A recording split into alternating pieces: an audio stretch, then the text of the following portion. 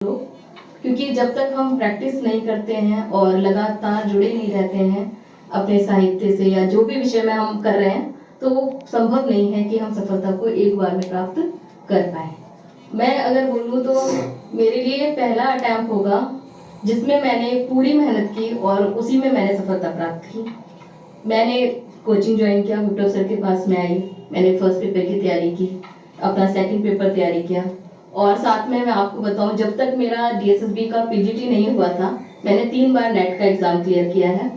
और मैं जुड़ी रही उससे, सर की कोचिंग से जुड़ी रही, इस विषय से जुड़ी रही और मैं लगातार तैयारी करती रही जब तक कि मेरा ये जो टारगेटेड था सब्जेक्ट, यानी मुझे पीजीटी बनना था और मैं जब तक बन नहीं गई, उसके लिए मैं पूरे टाइम पढ़ती रहती थी, हर समय पढ़ती थी,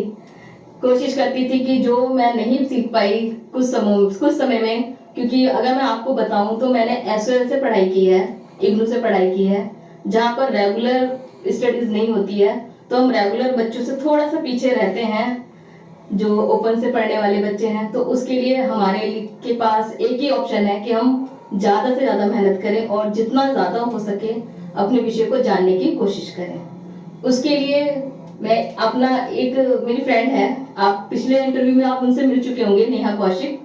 उन्होंने मेरी बहुत हेल्प की। एक बार अनजाने में ही शायद हमारी मुलाकात हुई थी, उन्होंने मुझे बताया कि मैं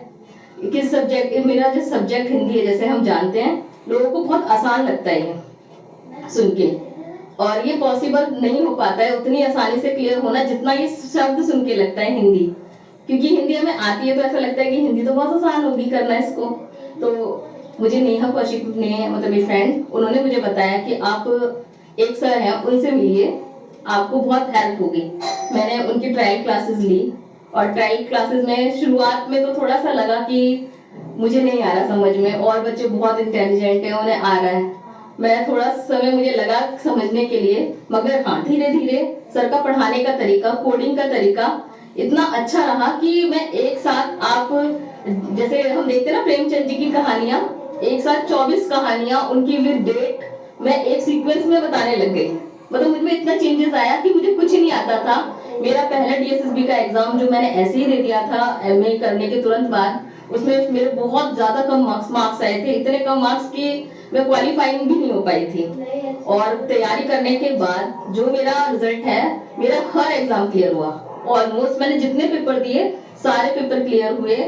मेरे नेट हुआ क्लियर, एमफिल के एग्जाम के लिए मैंने तैयारी की, उनके एग्जाम पे भी मेरे बहुत अच्छे मार्क्स आए, केवीएस में अच्छे मार्क्स आए हैं। और आप आर्मी पब्लिक स्कूल पीजीटी का एग्जाम होता है, मेरा वो भी क्वालिफाइड नहीं हो पा रहा था,